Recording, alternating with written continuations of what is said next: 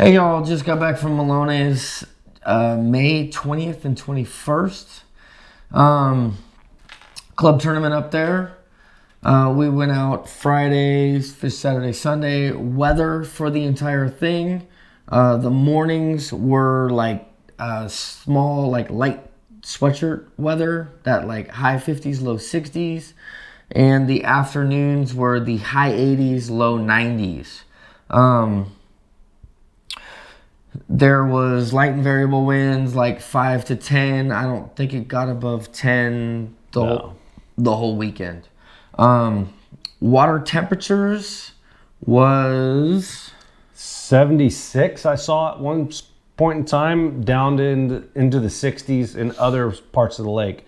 So mid to high 60s. Yeah, you could go to the south end of the lake and it could be 76. Not a problem, super warm.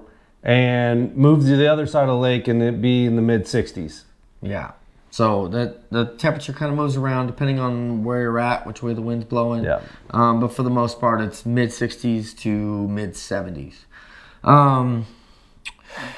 Water clarity for that was anywhere from 2 foot to 12 foot. Again, and that would kind of coincides with the temperatures. When you get to the chalkier water versus the clearer water, the temperatures kind of coordinate with them. One heads up though is there is wood everywhere on that lake. And when I say everywhere, I mean everywhere. Yeah. There is full-size trees down by the dam area, up the creek arm, up to just anywhere. There is literal whole trees, minus the roots, just limbs and all, floating anywhere on that water, along with small chunks of wood, anywhere from this big to, like I said, that whole tree. So if you're driving on that lake, have you and your co-angler keeping an eye out 24/7. I hit 2 things myself, even keeping a good eye out. Yeah, there's wood everywhere, and the further up the creek you go, the worse it gets. Yeah. There's a ton of wood up the creek. There's one spot up the creek, once you get up there, that it is, there's no, you doing just idling, there's no not missing it. You're gonna hit something. You're gonna have to shut down and idle, and there are some creek draws, like the little side channel areas that you can't even put your boat in there. It's got enough wood in there. Correct. Just from all that flow through. With that being said, the lake is rising like a foot a day. Yes, the lake is rising like a foot a day. When we first got there on Friday, the mid-level parking ramp at the Glory Hole was pretty much like 3/4 of it was open air or open gravel. Yeah. You could drive all on it. There was trucks parked on it. On Sunday when we left, there was 1 row left and not enough room to turn around with all the other vehicles parked there, using it as a day use area. So it is rising fast. And that rising fast keys into how our fishing went. So let's get into that. Saturday morning for me was all about throwing an A-rig and throwing a drop shot. And what I was going after was that color line between where the rocks disappear and it becomes that dark abyss, and just fishing that line going down there. I didn't have that hot of a morning on Saturday, but that's what I was getting bit on, fishing those shade lines. The color of choice for drop shot was either Morning Dawn Chartreuse Tail, or it was the, sorry Steve, the Watermelon Candy Jackall Flick Shake. And pretty much just cycling between those two was working out. And then A-Rig was the Flash Mob Junior with the 2.8 and the 3.3 in the Bluegill Flash. That was pretty much my Saturday morning. Your Saturday morning was a lot more adventurous. How'd that go? Yeah, so I actually went further south over towards the warmer water the day before. I saw fish. I got short struck a little bit on the underspin, and I got up on top of them and I could see them, and I could see that they're largemouth, and I put my rod down and just motored through. There were some fry garters in the area. So that's where I wanted to go in the morning on Saturday. My partner did not pre-fish with me, so he was going in blind. We showed up and he pulled out a super spook right in the beginning. I hadn't caught anything on top water yet. He threw this out first cast and it was a big blow up. And I pretty much scrapped everything, pulled out my Super Spook Junior, and I started going to work. They were hitting it so hard that there was Shark Week in it, fully coming out of the water with it. It was great. We were hammering fish. We had our limit within 15 minutes. He started, because he was on the back of the boat, he started throwing a Cinco that was the natural shad, Texas rig, weightless, right? Throwing it in anywhere where he could throw it in, and he started picking up fish. We had a couple limits before we knew it, even before the sun actually hit the water, and we blasted off at 5:45. So we were already late. We had a late start already. So where I was at, I had a little advantage of the sun being blocked a little bit longer, but it worked for us. We started doing that, and then we started transitioning into the days. Once the sun hit the water, we were doing more Cinco, and then underspin. I was actually throwing the flashy spinner swimmer, and I was throwing it with a 3.3 Kitech in the rainbow shad. And with the sun being high and the water being clear, I actually took the flash off of it and threw it anywhere I wanted to throw it. I was getting bites. I threw it in all the wood like a frog and just swam it. When it hit the wood, it'd come right up over the top of it, and I'd get hit in between after it. It was working. My partner continued throwing a Cinco pretty much all day, and that was pretty much our day. We had a pretty good day. If you want to catch a lot of fish, or take somebody that doesn't know how to catch fish, take them to New Melones. There is so many fish there to catch. You will catch small ones, you'll catch bigger ones.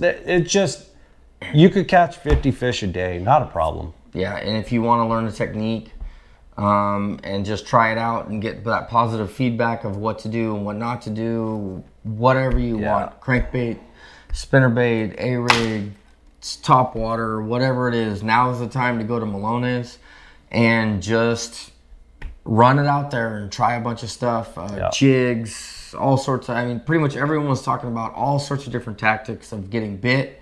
It was just that the quality size was what was changing. Everyone was getting bit though. Every boat limited, every boat caught multiple limits. Yeah. So now's the time to go to Melones and just have fun, do what you want.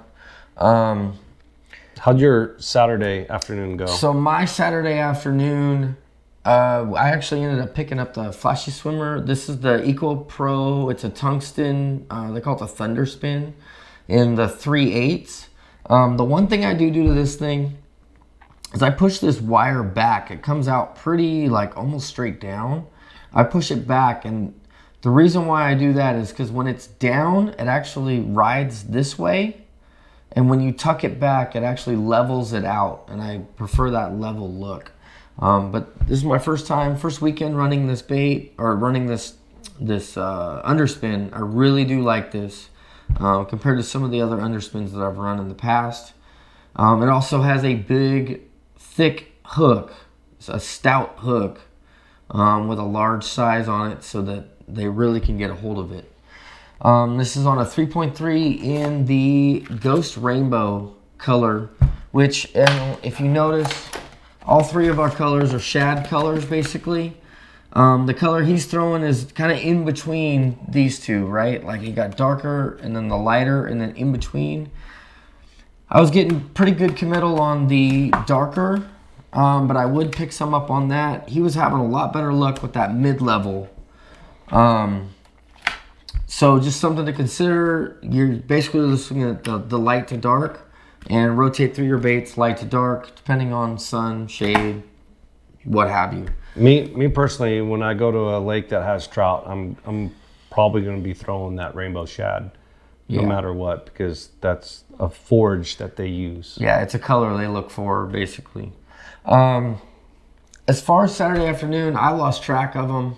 I will get back to that. For me, I just wasn't in the right frame of mind. I did lose track of them, and I did figure them out on Sunday, though.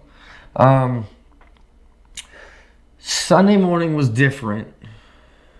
The overnight, there was some wind overnight. The morning we woke up, everything that I was throwing that I was getting bit on, the underspin, the A-rig, I was actually throwing the flashy swimmer also, they would all get short struck, like nip the tail off for me, and I realized that I needed to slow down. They weren't in the right mood. They weren't really set up in the same places as they were.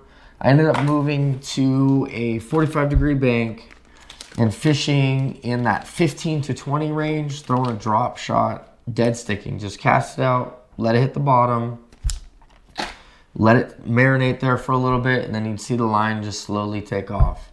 And that's basically how I was catching them all on Saturday. A lot of them were smaller fish, still keepers, but smaller fish. There was some decent ones in there, but that's pretty much how my Sunday morning went. How'd your morning go? So I took off from Blast Off, and I went to a different area. I actually went right across to where the tires are, right? Like the where the kind of the dam spillway. Dam spillway. I went over there thinking that because I saw fish there on pre-fish, I'd throw the spook and pick up a couple good fish before the sun started to get up on it, because the sun was going to hit that before my other spot. So I ran over there, tried that. That didn't work. My partner threw a chatterbait, picked up a couple fish right away, but it wasn't very consistent, and they weren't very big. There were spots. So we decided to move. We went back to my spot, and it was a complete different day. I got swirled on with the top water, but I figured out pretty quick, like you're saying, they weren't about it on Sunday morning. They were pretty shut down. So we went back to Cincos. I was throwing a Wacky Rig Cinco, and I used the VMCs. This is a 7mm for the 5-inch Cincos, and Wacky rigging it. It definitely helped with all those little ones that are in that lake to hold that Cinco on, and I'll shoot that hook right through that plastic, right through the middle of that Cinco. They give you a little nub to stick your hook through. Just go through the whole ring all together. Don't use that little nub. Yep. So I actually ran out this weekend of my natural shad, the Cinco. So I actually went to Watermelon Red Flake, and it was working. Pretty much, we caught our limits and just started running around trying to pick up largemouth. Because largemouth weigh more typically. Yes. So what I was finding and what we kind of knew and did was, with the lake rising as much as it is, like we were there a couple weeks prior, and it came up at least 10 plus feet. Yeah. In a couple weeks. Like, that is a lot of water. You could go anywhere in there and you could find water running in, which is great to catch fish, right? Those spots will definitely be in there with that flowing water, there or on the points really close to it. I went into one spot where there was water coming in so hard that you could have probably put a tube in and floated into the lake. Yeah, whitewater rafting. Yeah. Yeah. There is a lot of water moving, but one thing that was consistent that I could find, and we both talked about it afterwards, is the wood that was floating. Yeah. Those fish were relating to that, because what we were talking about is the only way that they could figure out a structure to hang out with that's consistent would be the wood that's floating. It's in a consistent level, right? So any rock, any weeds or anything like that, that's getting buried, going deeper and deeper and deeper every day. So we started running wood and throwing Cincos all around that wood, in, around it, the shallows and picking up fish. Our limit was all largemouth on Sunday. Yeah. I had, so Sunday afternoon, basically what keyed me into realizing that I was messing up was I was reeling in the drop shot, the Sorry Steve, and as I'm reeling it in, I'd have a fish come up and chase it, like hard chase it. Or the other thing is that if I did throw the A-rig, I was getting hit at the boat. And I realized that they're willing, they're active. And I realized where I messed up on Saturday, because that afternoon I had lost touch with them. I was going deeper as the day got hotter. I needed to go shallower as the day got hotter. And as he mentioned, so any weed clump or anything that's basically the fresh weed that's technically was dirt a week or two ago, is the weeds that we're talking about. There's no actual like hydrilla or any of that kind of stuff, coontail, none of that stuff. It's just the stuff that was dirt.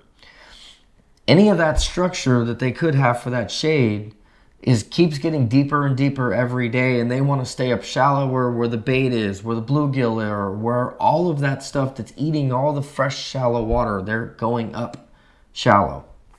So once that kind of clicked in my head, and then I realized there's no shade for them besides that grass or that other, I started focusing in on it to realize that all of the single floating pieces of wood had a largemouth, most all of them I should say, had a largemouth sitting underneath them.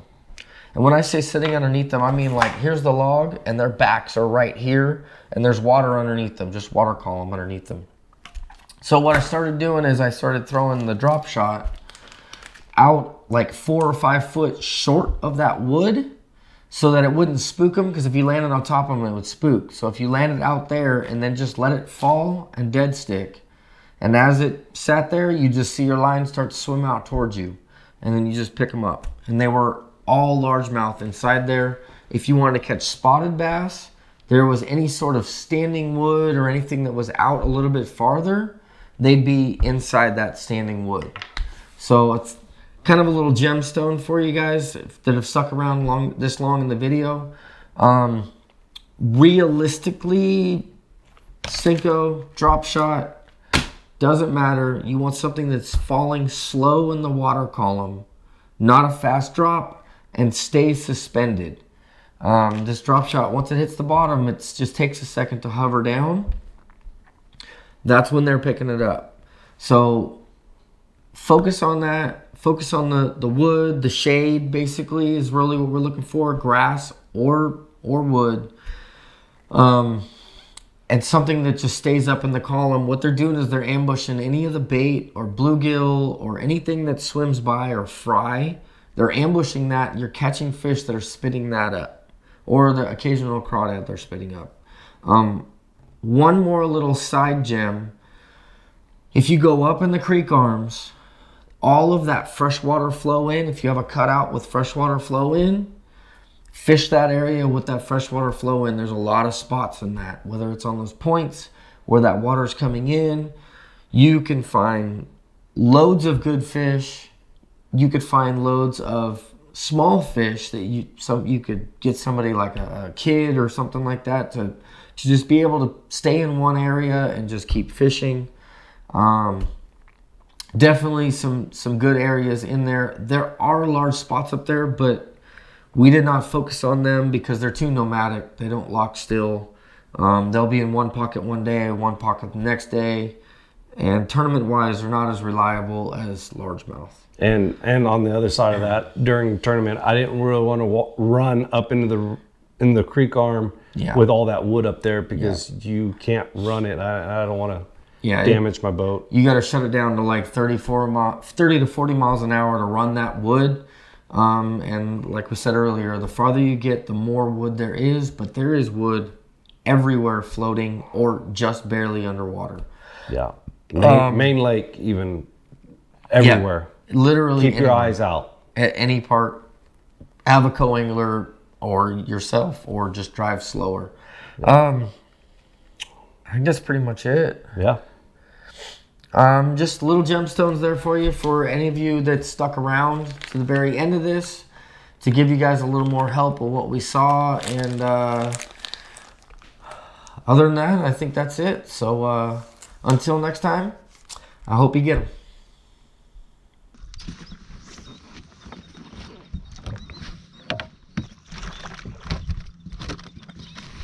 Why is my drag so slow? Oh no, he did not just put me in the wood and come out. He did.